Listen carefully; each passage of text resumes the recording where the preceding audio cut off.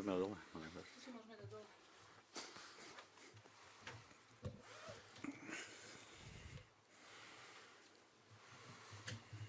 Pekný podvečer všetkým prajem, vítam vás na tlačovej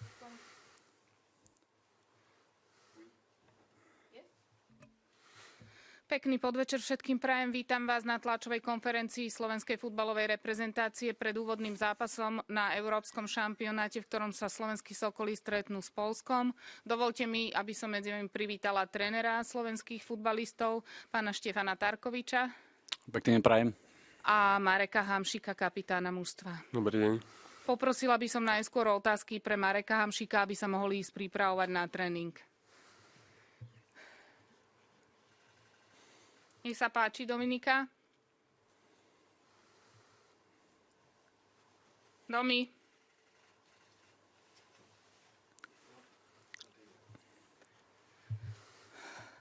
Dominika, počujeme sa? Keď nie, ďalšia otázka, skúsa prihlásiť znova. Nech sa páči. Ďalšia otázka.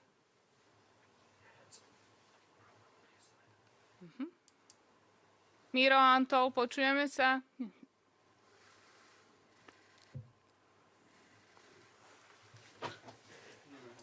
Domi? Tam sa môžu robiť rozhovory a tu.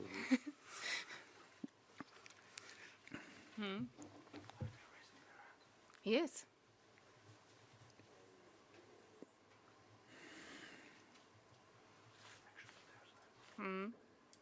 Dominika, počujeme sa?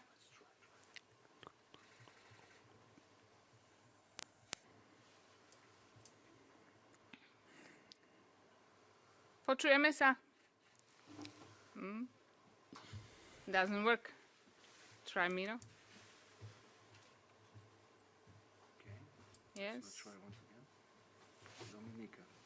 Yes. Just a second. No hands are raised. I don't know what. So let's give the floor to this. Now he's raising her hand. No worries. Okay. Okay. Domi, počujeme sa?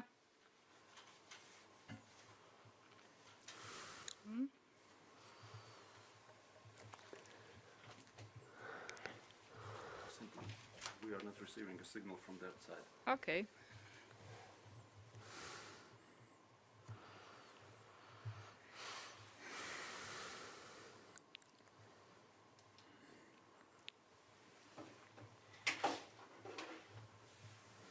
If no questions are coming, maybe you can ask the coach, the player. Okay. Say Okay. let's do it once again. Mirko? We have a technical issue. What? We have a technical issue, sorry.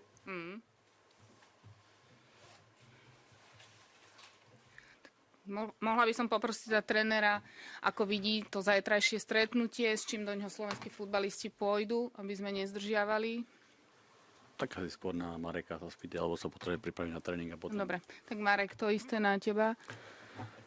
Tak, zajtra nás čaká úvodný zápas majstrovstiev Európy, na ktorý sa všetci veľmi tešíme a dúfam, že dopadne dobre pre nás, ale my sa na ňo vlastne pripravujeme už skoro mesiac a sme plnom očakávania odhodlaní odozdať čo najlepší výkon na ihrisko. Vidíme, ako to všetko dopadne, ale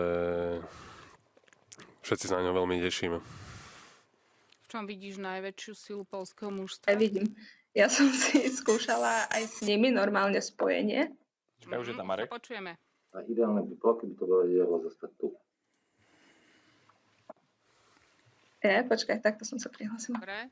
Domi, môžeš? Počujeme sa už? Áno, pýtaj sa. Najskôr na Mareka poprosím otázky. Áno, tak pekný deň vám všetkým prajem. Marek, vidíme ťa na tlačovej konferencii, to je veľmi pozitívne znamenie. Povedz nám, ako sa cítiš po tých zdravotných komplikáciách a na akú časovú, respektíve na akú minútaž si pripravený na zajtrajší zápas. Tak, a ja som rád, že tu sedím. Znamená, že sa cítim dobrá, že som fit, takže som pripravený nastúpiť a minúta, že hádam na plnú. Ďalšia otázka. Môžem pokračovať? Áno, pokračuj. Čo teda očakávaš od vstupu do turnaja? Akým súperom budú Poliaci? Ako ste pripravení, namotivovaní? Aká je tá atmosféra v tíme? Tak všetci sa veľmi tešíme na taký zápas. Sú to predsa len majstrovstvá Európy, ktoré sa nehrajú tak často a už vôbec nie pre slovenský národný tým, takže sa toho nevieme dočkať. Už sa na to pripravíme dosť dlhé týždne, takže sme plní emócií a všetci sa na to veľmi tešíme, takže už len ísť na ihrisko, zaspievať si hymnu a dať do toho všetko. A určite Poliaci sú veľmi ťažkým súperom, majú obrovskú kvalitu, hlavne v ofenzíve. Takže musíme mať dobrú prepracovanú defenzívu, ale určite nesmieme zabúdať na ofenzívu a snažiť byť nepríjemné aj smerom dopredu.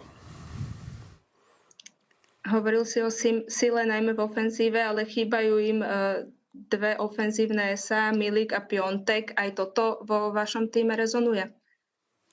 Tak my sa pozeráme na tých, čo majú k dispozícii a tí, čo sú, tak sú tam dve obrovské hviezdy, či už je to Lewandowski alebo Zielinski, ktorí patria medzi európsku špičku. Ďakujem. Ďalšia otázka na Mareka. Mirko Antol. Marek, ahoj. Súhlasíš s tým, že ten naozaj vstup je neskutočne dôležitý, že od toho prvého zápasu sa to bude všetko odvíjať? Ďakujem.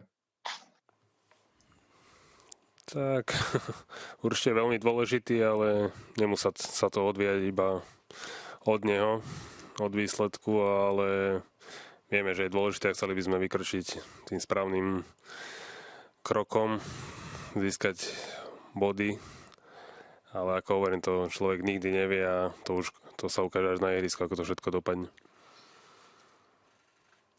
Mirko, ešte máš otázku? Áno, ešte ak by som mohol, tak na Mareka, samozrejme celý európsky šampionát včera večer stíchol. Ako si ty osobne vnímal tú situáciu, ktorá sa tam udiala v tom zápase Dánsko-Fínsko? Naozaj ešte mne teraz búcha srdce, keď si na to spomeniem. Asi nikto z nás nič podobné nevidel, nezažil na ihrisku. Tak určite bolo to rozostrašné. Ja som mal zimomriavky po tele ešte hodiny potom, takže sú to naozaj nepríjemné veci, ale chvála Bohu, to dopadlo ako pozitívne, že Kristián je pri vedomí a komunikuje, takže chvála Bohu a všetci sme stali pri ňom. Ďakujem. Všetko na Mareka, Mirko? Ďalšie otázky na Mareka. Tu zase nepracuje. Čo je s tou myšou?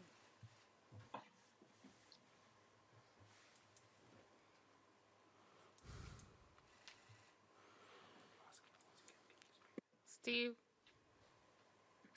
can you ask?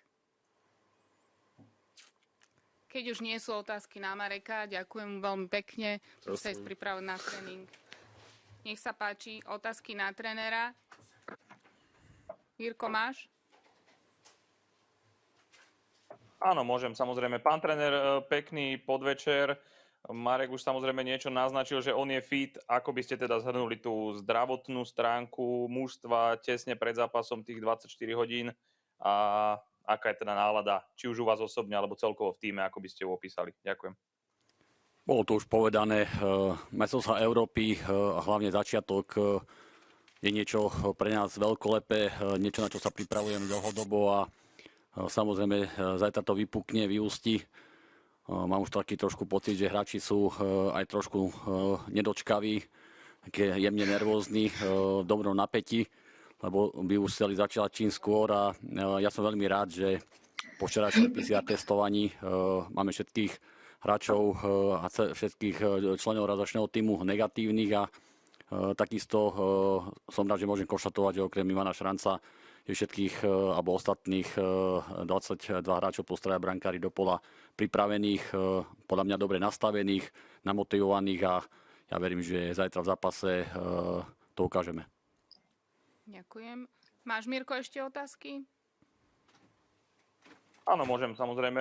Vždycky sa zvykne pýtať na tú zostavu, na to, že koľko je otáznikov, tak možno taká naozaj tradičná, že nakoľko máte už pred tým posledným tréningom jasno v základnej zostave, či už je to všetko vyjasnené. Ďakujem. Ďakujem, Miro, za tradičnú otázku a ja zase tradične odpoviem. Fakt z môjho pohľadu a zvlášť pred takým známym zápasom nebudem oznamovať zostavu dopredu. Zajtra budem mať taktickú poradu, kde samozrejme s hráčmi si prebereme základnú zostavu, stratégiu už konkrétnu, finálnu a zostavu oznámym hráčom v kabíne. Ďakujem. Dominika, máš otázky? Áno, počujeme sa? Áno, počujeme ťa, nech sa páči. Dobrý večer alebo deň, pán tréner. Pri Poliakoch je jasné, že teda kto nastúpi na hrote útoku. Pri našom týme to až také jasné nie je. Skúste, viem, že neprezradíte to meno, ale skúste približiť, akým spôsobom uvažujete. Chceli by ste hrať s falošnou deviatkou alebo s klasickým útočníkom, alebo ako by mala vyzerať tá ofenzívna hra nášho týmu zajtra? Ja budem rád, keď naša ofenzívna hra bude spĺňať kritériá, ktoré chceme, aby spĺňala. Robili sme na tom dosť dlho. V zásade dneska sme už pomaly tretí týždeň s tými hráčmi, ktorí prišli úplne na začiatok prípravy. Takže myslím si, že sme dostatočne dlhý čas na to, aby sme si veci, ktoré sme chceli v útočnej fáze jasne vysvetlili a ja budem veľmi rád, keď zajtra okrem vlastne tej obrannej fázy budeme schopní nadviazať na zápas proti Rakúsku a keď sa nám podarí samozrejme skorovať, tak budem veľmi rád. Ďakujem. Ešte sa spýtam, ako vnímate silu Poľska a do akej miery z vášho pohľadu klesla jeho sila pri absencii už spomínaných Milika a Pionteka? O sile Poľska vypovedá FIFA ranking. Poliaci sú 15 miest pred nami. Majú fakt silné družstvo hráčov, ktorí hrávajú v top ligách a jedného z najlepších hráčov v útočnej formácii, ktorého doplňa či už spomínaný Želienský, ale majú tam vlastne dvoch ďalších útočníkov, ktorí vlastne v príprave skorovali. Takže chcem si povedať, že Poliaci majú alternatívy do útoku solidné a my sa pripravujeme na ich spôsob hry v útoku a ja verím, že ho dokážeme eliminovať a ako som už spomínal, budeme útoční, budeme efektívni v našej hre dopredu. Ďakujem. Dominika, ešte máš otázku? Ešte sa spýtam, určite ste si analyzovali viacero zápasov Poliakov. Z vášho pohľadu, ako sa zmenila ich hra po príchode nového trénera Pavla Souzu? Áno, majú nového trénera od januára, snaží sa do družstva vniesť určité prvky, ktoré asi sú trošku iné, ako na ktoré boli Poliaci zvyknutí a samozrejme tá transformácia alebo každá jedna zmena zvlášť na reprezentačnej úrovni zaberie určitý čas a on ten čas v zásade nemal, mal len marcový termín a 2 prípravné zápasy, takže je v podobnej situácii ako sme my, ale mohli sme vidieť, že teda v tých zápasoch používal dosť veľa hráčov na rôznych hradských pozíciách, často menil aj rozstavenie, ale ja verím, že sme to zanalizovali dobre a dobre sa na to pripravíme. Dominika, máš ešte otázky?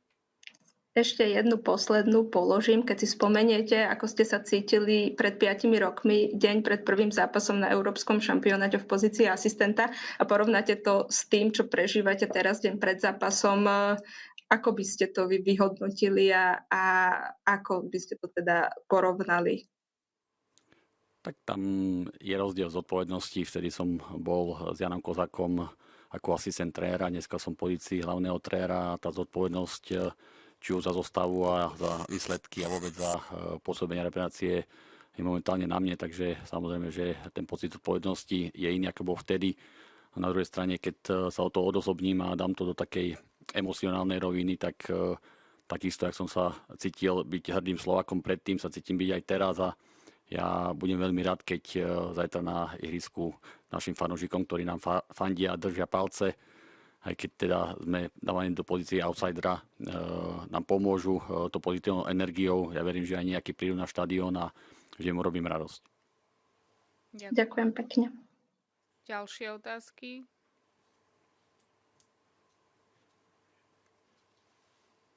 Keď nemáme otázky, ďakujem, pán tréner. Všetko dobre želám. Všetko vám Ďakujem prajem. pekne. Pekný večer. Pekný deň.